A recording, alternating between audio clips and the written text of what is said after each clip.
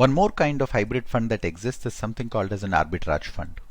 Now arbitrage, as the name suggests, is trying to lock in the profitability by using some mispricings that are available.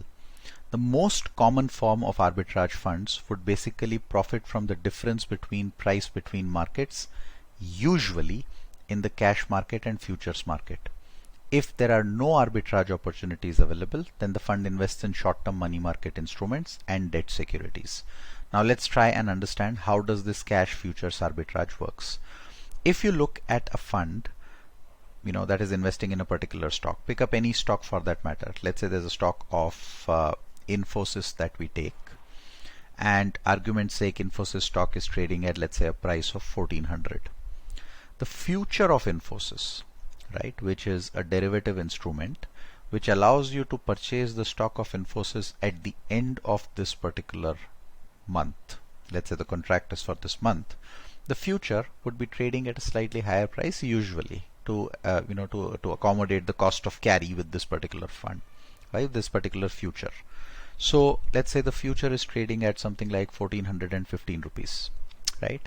Now the idea is that the future price is basically the spot price, which is the current price of the stock, multiplied by 1 plus whatever is the cost of carry, let's call that R, raised to the power T, time left to the expiry.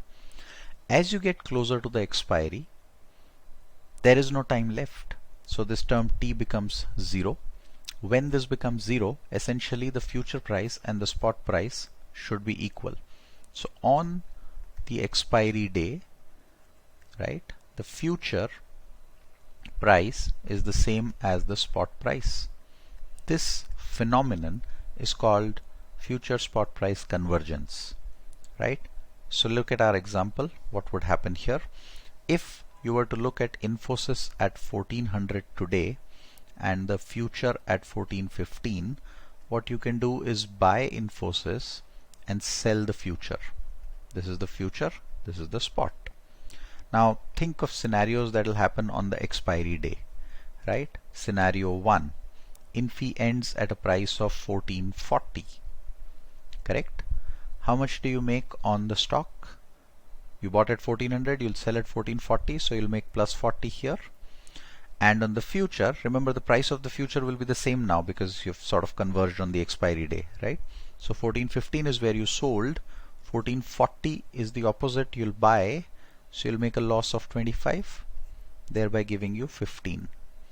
Imagine if the price of Infosys falls to 1330. You bought at 1400, so 1330 minus 70 is your loss. But here you sold at 1413 and now can go and buy at 1330. That will give you a profit of 85. So net 15.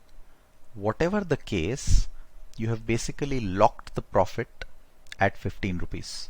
This 15 was the difference between the cash and the futures price. This is now riskless money on the table, and hence it is called as arbitrage. This is one form of arbitrage where you're saying I'm doing a cash futures or cash and carry arbitrage. The second kind of arbitrage can happen, which is called as exchange arbitrage. You buy one stock on NSE and sell it on BSE, or vice versa. If there's a price difference, you can take advantage of that. That's the second form of arbitrage. There could be a third form of arbitrage where you can say, okay, I'll take the Nifty and its basket of stocks, right? So I'll say that, okay, Nifty has a certain price, the 50 stocks have a certain price.